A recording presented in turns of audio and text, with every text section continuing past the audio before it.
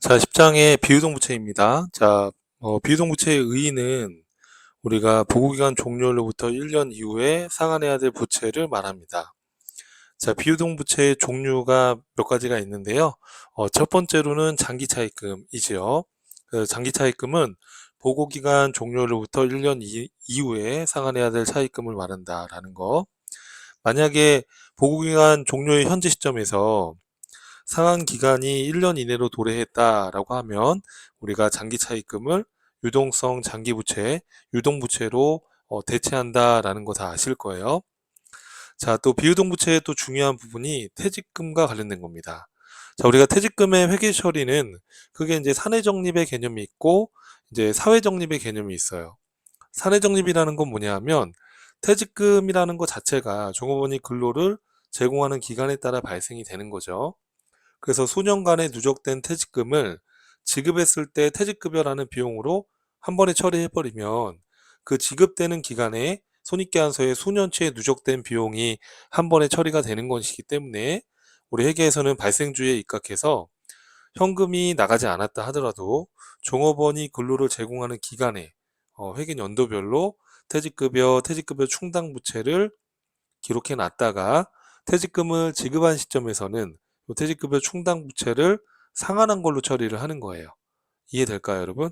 어, 예를 들어서 올해 말에 전 종업원이 퇴사할 때 지급해야 될 퇴직금이 100원이 나왔다. 올해께. 그러면은 퇴직급여 충당부채 이렇게 잡았다가 자, 그 다음에 직원이 퇴사해서 퇴직금을 지급했대요. 그럼 만약에 퇴직급여를 지급한 게 뭐 80원이다 라고 하게 되면 충당부채가 충분히 있으니까 부채를 상환한 걸로 보면 되고요. 만약에 퇴직금을 우리가 전년도에 추정한 게 100원인데 퇴직금을 120원을 주게 됐다. 그러면은 그때는 어떻게 해야 됩니까, 여러분? 이때는 퇴직급여 충당부채 100원을 상환을 하고 부족한 건 퇴직급여로 처리해 주는 거죠. 자, 근데 퇴직금 줄 때 세금을 또 제외하고 주잖아요. 그죠? 퇴직소득세를 원천 징수하고 나머지를 직원한테 주는 거니까 뭐 10원을 원천 징수했다 그러면 그거는 예수금으로 이렇게 회계 처리를 한다라는 거예요. 근데 여러분 주의사항이 뭐냐면 퇴직금과 관련해서 주의사항이 자, 우리가 매년 말 퇴직금을 설정을 할 때 올해 단기 말까지의 퇴직금 추계액을 계산합니다. 퇴직금 추계액이 230원이 나왔는데 이 230원 안에는 전년도 말까지 우리가 잡아놨던 퇴직급여 충당 부채 잔액이 있을 수 있어요. 만약에 작년에 잡아놨던 퇴직급여 충당 부채 잔액이 100원이 있다라고 하게 되면 올해 추가로 우리가 인식해야 될 퇴직급여는 그렇죠. 130원이 되는 거죠. 그래서 단기말 퇴직금 추계액에서 설정 전 퇴직급여 충당 부채 잔액이 있다면 그거를 빼고 나머지를 추가로 더 보충한다라는 거예요. 이해되시겠죠, 여러분? 그러니까 전년도 말에 퇴직금 충당부채 100원을 잡아놨는데 이 100원을 포함해서 올해 말에 퇴직금 추계액을 추정해 봤더니 230원이 나왔다 그러면 230원 중에 100원은 작년 거니까 이 100원을 빼고 나머지를 올해 단기분의 퇴직급여로 보는 거예요. 이렇게. 이해되시죠, 여러분? 이렇게 해서 퇴직급여 충당부채를 잡았다가 퇴직금을 지급했을 때는 충당부채를 상환한 걸로 처리한다라는 기본 맥락을 이해하시면 되겠습니다. 자, 케이스를 보시면 자, 엑셀연도 말에 퇴직금 추계액이 1200이래요. 설정 전 충당부채 잔액은 없대요. 그러면 연말에 퇴직급여 1200, 퇴직급여 충당부채 1200으로 잡아주시고요. 자, 다음 연도 1월 20일 날 퇴직금 200만 원을 지급하면서 퇴직소득세 10만 원을 제외하고 나머지를 현금으로 지급했다. 그럼 충당부채가 충분하게 있으니까, 그죠? 퇴직급여 충당부채를 상환한 걸로 처리하고 세금 원천 징수한 거는 그렇죠. 예수금으로 이렇게 잡아주시면 되는 거예요. 자, 그리고 올해 연도 말에도 또 퇴직금 추계액이 늘어났을 거니까 퇴직금 추계액이라는 건 누적이에요. 그래서 이 퇴직금 추계액이라는 건 누적입니다. 요 전년도까지 잡아놓은 요 100원을 포함해서 추정을 하고 요걸 빼고 올해 추가로 올해 단기에 발생된 걸 퇴직금의 충당부채로 인식하는 겁니다. 이렇게 이해되시죠, 여러분? 자, 그래서 올해 말에 전 직원 퇴직금 추계액이 1,500으로 추정이 돼요. 자, 그럼 이 1,500이라는 단기말 퇴직금 추계액 안에는 전년도까지 잡아놓은 퇴직급여 충당부채가 포함되어 있는 겁니다. 그러면 지금 퇴직급여 충당부채가 1,200이 있었는데 단기에 퇴직급여 충당부채 지급한 게 200이 있어서 퇴직급여 충당부채가 200이 줄었죠. 그럼 이게 지금 전년도에 퇴직금 1,000만 원이 남아 있어요. 이 1,000만 원까지 포함해서 단기 말에 퇴직금 추계액이 1,500이 나온 거예요. 그럼 1,500에서 지금 퇴직급여 충당부채 설정 전 잔액 1,000만 원을 빼면, 그렇죠, 500만 원이 올해 추가로, 올해 2002년도에 추가로 발생된 퇴직급여로 보는 겁니다. 대변의 퇴직급여 충당부채, 이렇게 이해되시죠, 여러분? 자, 이렇게 회사가 회사 내부에 퇴직급여 충당부채를 쌓아놓고 퇴직금을 지급을 하는 것인데, 아주 과거에는 이 사내적립밖에 없었겠죠. 그런데 이제 시대가 발전하고 이제 노령화되고 인구가, 그래서 이걸 나중에 이 근로자들이 퇴직금을 연금의 형태로도 이거를 타갈 수 있도록 퇴직연금 제도가 지금 활성화되고 있죠. 자, 그래서 우리가 아무리 회사 내부에 퇴직급여 충당금 부채를 잡아놨다 하더라도 퇴직금 줄 돈이 없으면 못 주는 거니까 정부에서는 사회적립을 장려하고 있어요. 그 사회적립 제도가 바로 퇴직연금 제도입니다. 퇴직연금 제도, 쉽게 생각하시면 퇴직연금 제도다라는 거예요. 그러니까 그럼 퇴직연금 제도는 어떤 개념이에요? 회사가 직원한테 바로 퇴직금을 다이렉트로 주지 말라는 거죠.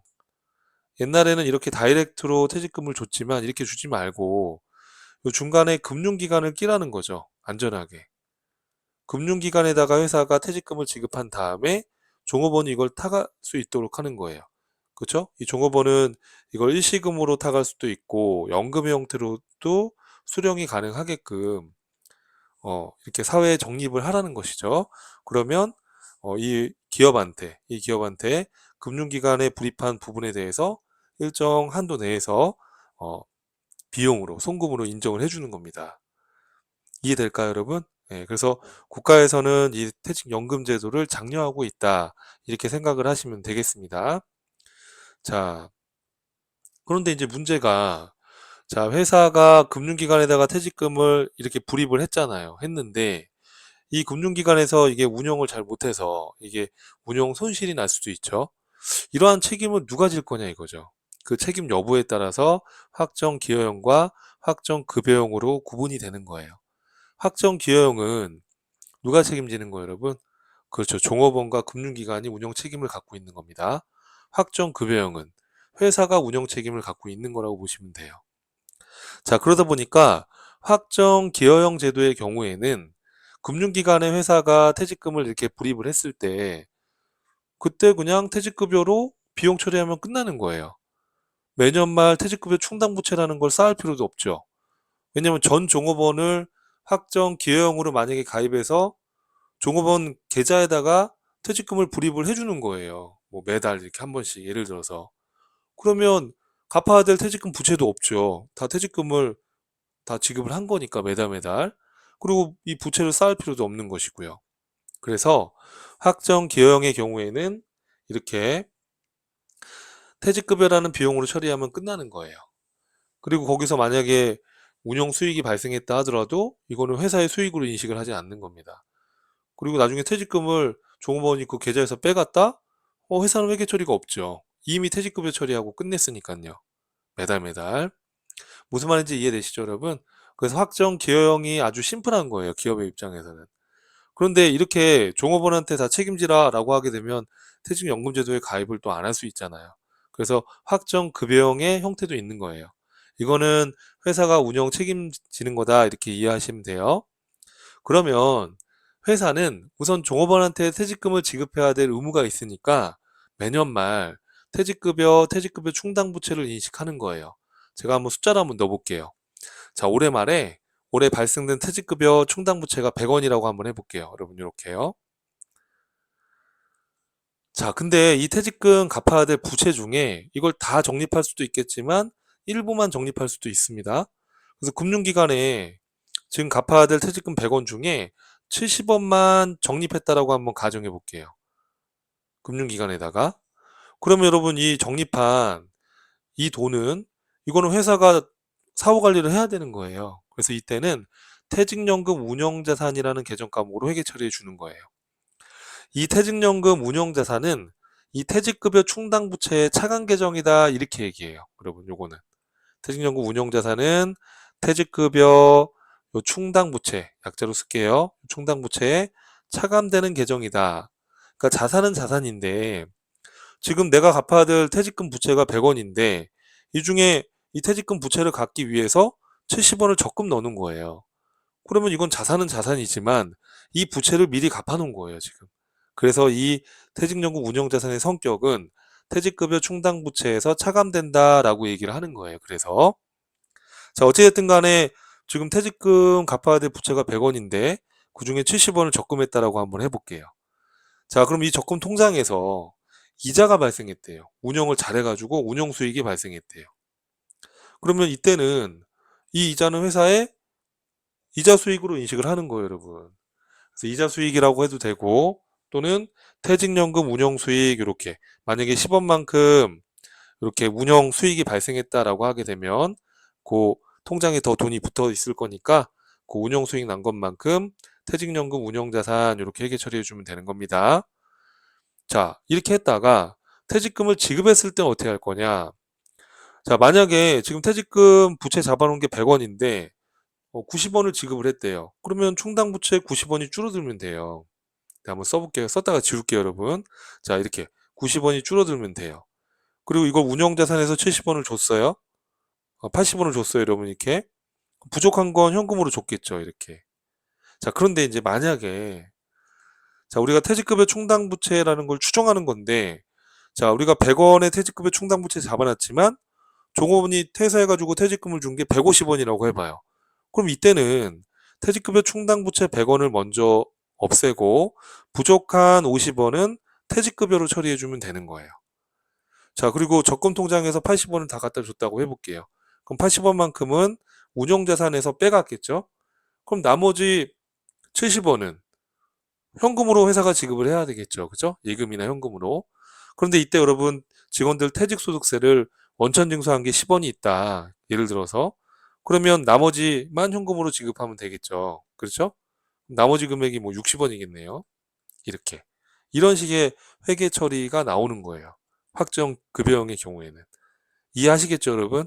이렇게 간단하게 한번 여러분 이해를 해보면 쉽게 이해할 수 있을 겁니다. 자, 케이스를 한번 볼게요. 확정 기여형 연금제도에 가입을 하고 본사 직원의 퇴직연금 부담금 200만 원을 납부하면서 수수료 5만 원과 함께 보통예금으로 지급했다. 그럼 대변의 보통예금이 205만 원이 나갔을 거고 확정 기여형은 이거는 회사 책임이 없잖아요. 회사가 사후 관리 안 하니까 종업원이 책임지는 거니까 회사는 불입했을 때 퇴직급여로 비용 처리하면 끝나는 거고 금융기관에다가 수수료 낸 거는 수수료 비용 처리하면 되는 거예요. 이해하시겠죠? 자, 또 케이스 볼게요. 자, 확정 급여형 퇴직연금에서 퇴직연금 운영 수익이 70만 원이 발생했대요. 자, 이때 운영 수익이 발생할 경우에 금융기관에서 수수료로 요 금액의 3%를 제외한 나머지를 퇴직연금 계좌에다가 대체해서 입금하기로 약정돼 있대요.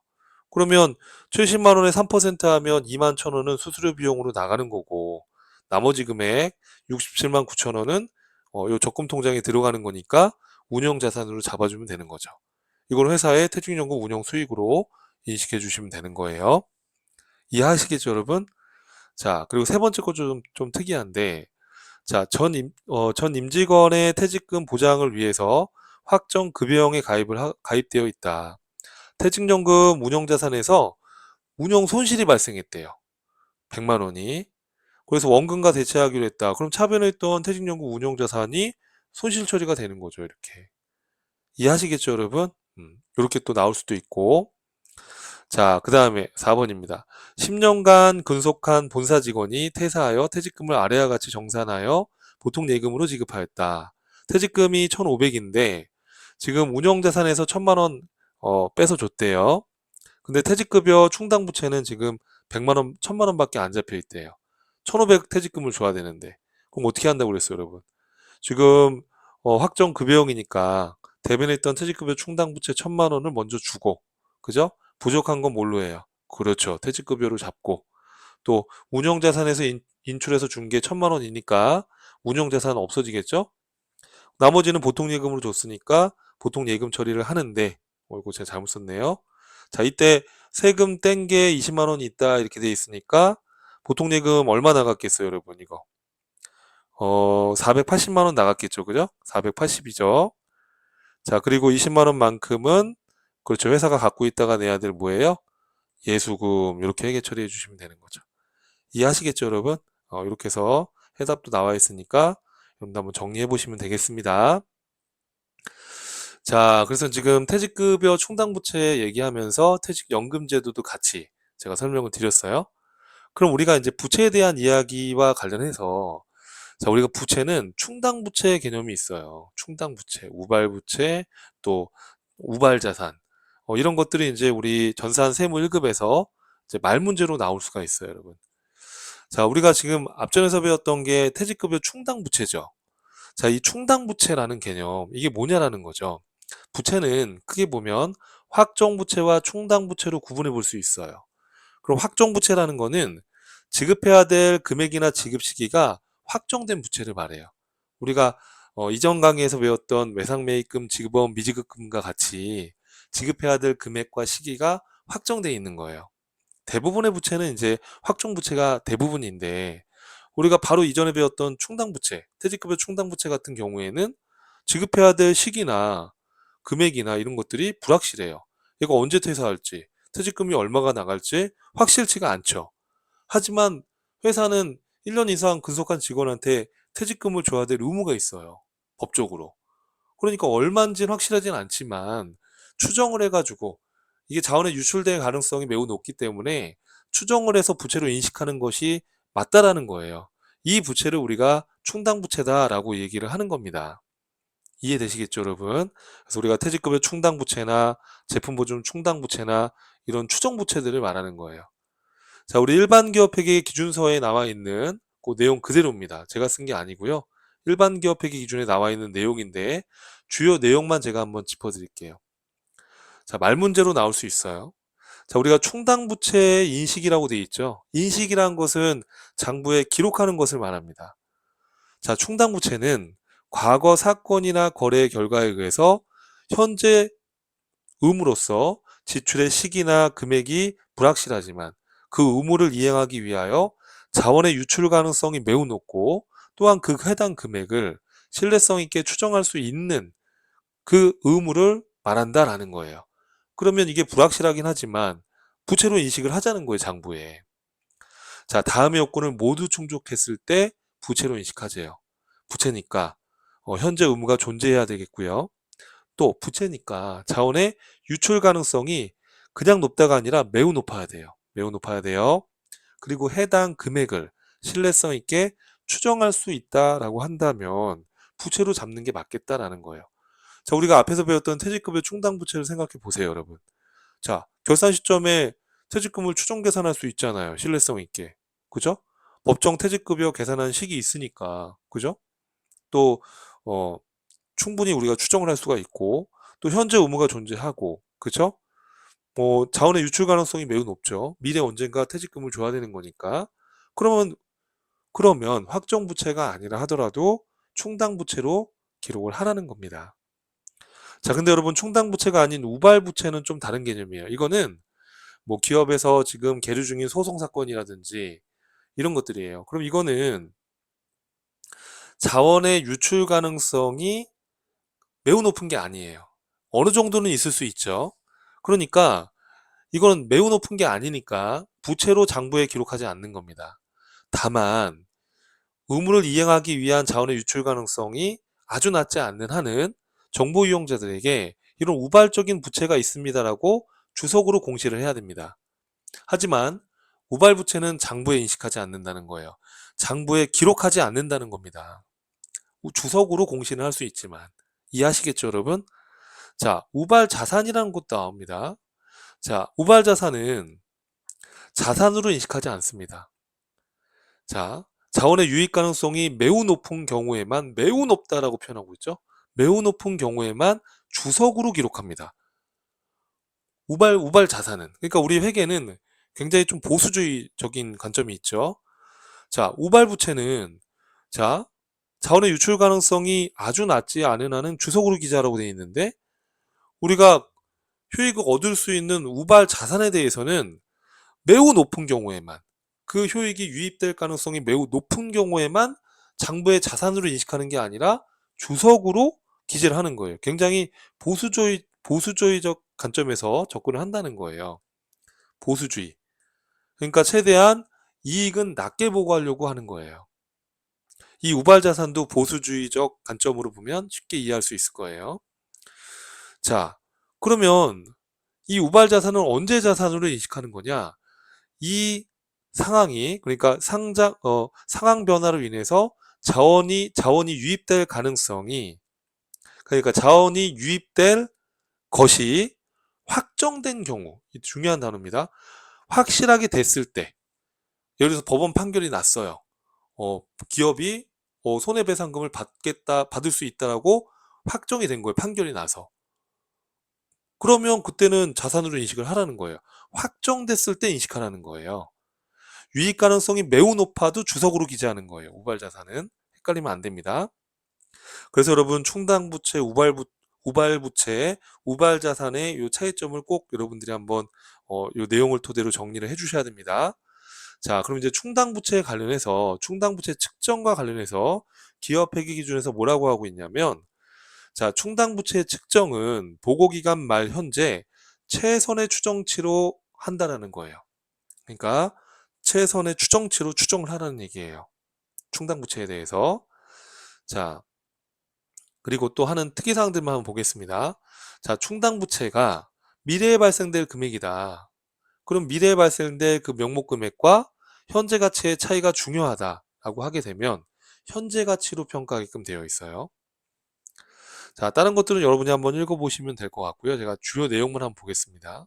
자, 그 다음에 6번째 제가 해놓은 거 보시면 충당부채를 발생시킨 사건과 밀접한 관련된 자산의 처분 이익이 예상이 된다 하더라도 그 처분 차익은 충당부채 금액을 측정하면서 고려하지 않는다는 거예요. 예를 들어서 우리가 충당부채를 추정할 때 그 관련된 자산의 처분 차익이 예상이 된다 하더라도 그걸 고려하지 말고 충당부채를 추정하라는 거예요. 이것도 굉장히 보수적으로 어, 우리가 접근을 한다라고 보시면 되겠죠. 그래서 어, 그 해당 충당부채와 관련된 자산처분 차익이 예상된다 하더라도 그걸 고려하지 말고 충당부채를 측정하라는 겁니다. 자, 그 다음에 이것도 시험에 자주 나왔었어요. 충당부채의 사용입니다. 자, 충당부채는 최초 인식하는 시점에서 의도한 목적과 용도에만 사용해야 된다. 자, 퇴직급여 충당부채를 잡아놨는데 이걸 다른 목적으로 만약에 지급했다? 그러면 안 되는 거죠. 이건 퇴직금을 지급하기 위해서 잡아놓은 부채니까 그 의도한 목적과 용도에만 사용하는 것이 맞겠죠. 이건 뭐 당연한 얘기겠죠. 자, 그럼 우리가 충당부채의 경우는 퇴직급여 충당부채만 있는 것인가? 아니죠. 아까 얘기했던 것처럼, 자, 현재 의무가 존재하고 자원의 유출 가능성이 매우 높고 그 금액을 신뢰성 있게 측정할 수 있다라고 한다면 퇴직금뿐만 아니라 얼마든지 추정해서 인식할 수 있는 거예요. 그래서 뭐 판매 보증 충당 부채, 제품을 판매한 다음에 품질을 보증하기 위해서 미래에 발생될 예상되는 부채, 뭐 이런 것도 잡을 수 있고요. 또 손실 보증 충당 부채, 손실 부담 계약을 맺어서 미래에 내가 이 손실 부담을 해야 되는 경우가 있을 수 있겠죠. 그런 것도 추정해서 또 잡을 수가 있겠고, 또 구조 조정 충당 부채, 또 뭐 복구 충당 부채. 우리 복구 충당 부채는 유형자산 파트에서 공부했었죠. 미래에 복구해야 될 그 복구 원가의 현재 가치를 복구 충당 부채로 해서 해당 유형자산의 취득 원가에 포함했었잖아요. 그죠? 이런 것도 대상이 될 수 있는 거예요. 자, 그래서 우리가 충당 부채에 대한 이야기를 봤습니다. 객관식에서 이제 말 문제로 여러분들이 이게 맞냐 틀리냐 이걸 판단하셔야 되니까 제가 말씀드린 이 정도 내용은 꼭 확인을 하고 넘어가시면 되겠습니다.